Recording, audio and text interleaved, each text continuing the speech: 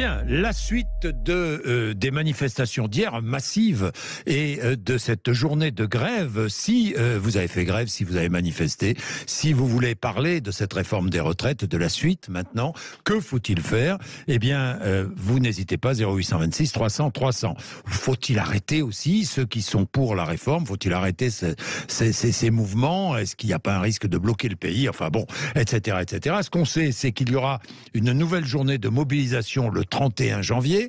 C'est un mardi, le 31 janvier. Mais Félix Mathieu, avant, les syndicats pourraient multiplier les actions. Oui, notamment dès lundi, le jour de la présentation de la loi en Conseil des ministres. Les yeux sont rivés sur certains secteurs stratégiques, comme par exemple l'énergie, les transports, vu leur capacité à engager un bras de fer en cas de mouvement continu. Pourquoi pas une grève reconductible, se demandent par exemple certains du côté de Sudrail. Le secrétaire général de la CGT cheminot, Laurent Brun, annonce des mobilisations au-delà du 31 janvier, au-delà de ce qui est prévu par les intersyndicales.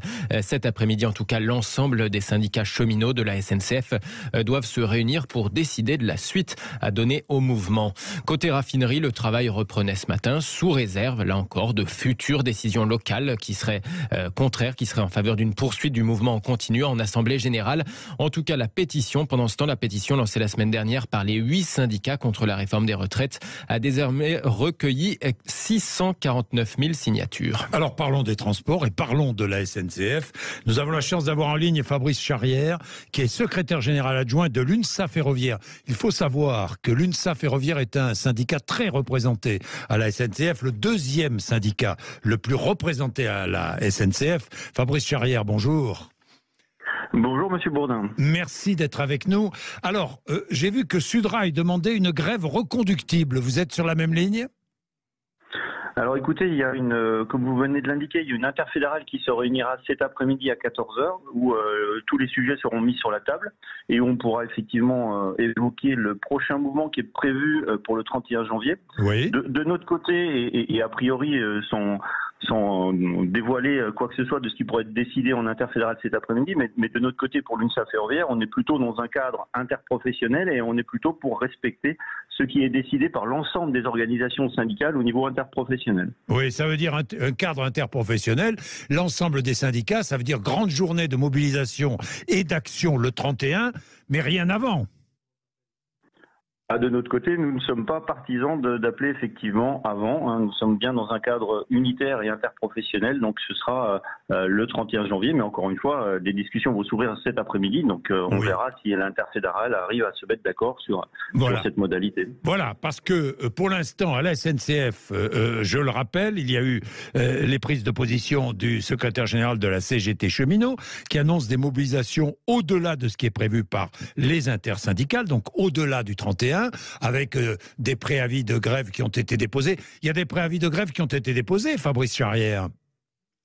Alors en fait, dans le cadre unitaire, on va au coup par coup déposer des préavis. Donc là, on se voit cet après-midi justement pour voir le prochain préavis unitaire, à quelle date il va débuter, à quelle date il s'arrêtera. Donc pour nous, en tout cas, à l'heure où je vous parle, et selon les indications de l'interprofessionnel, ce sera une grève le 31 janvier. Voilà, une grève le 31 janvier dans les transports, et pour vous, pas avant. Bon, nous verrons ce que vous décidez, tous les syndicats de la SNCF.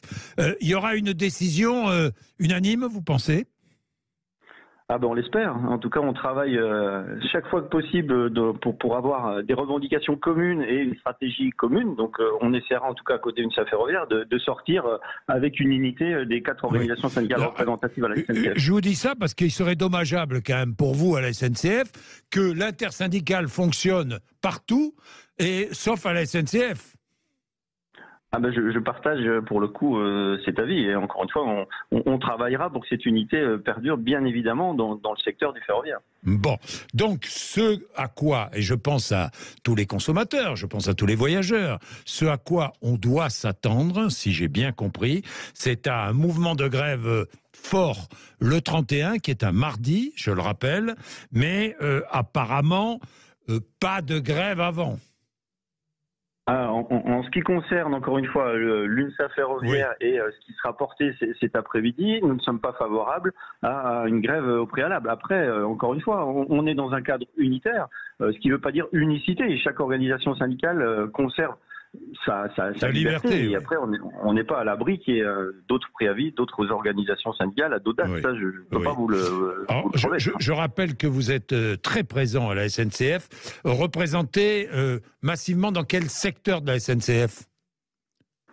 On est présent dans l'ensemble des secteurs, puisqu'aujourd'hui il y a 5 sociétés qui composent l'ancien groupe public ferroviaire SNCF, et du coup on est implanté dans l'ensemble des structures, mais également dans l'ensemble de la branche ferroviaire. Mais plus représenté, par exemple chez les conducteurs, les contrôleurs ou...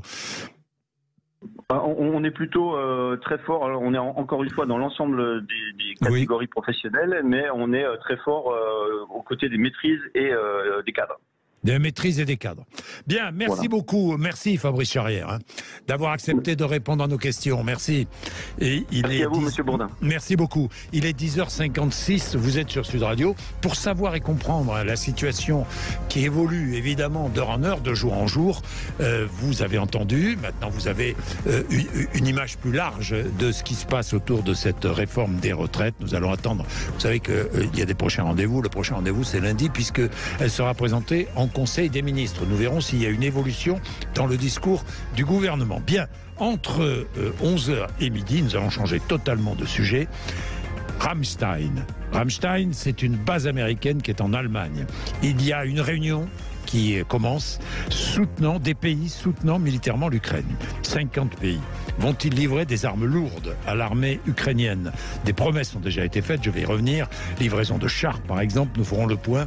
Nous ouvrirons le débat entre 11h et 12h. L'Europe doit-elle fournir des armes lourdes à l'Ukraine ? Encore ? Plus d'armes ? Quelles armes ? Quels objectifs ? Allez-y, vous avez votre avis sur la question. 0826 300 300. Sud Radio, 10h57.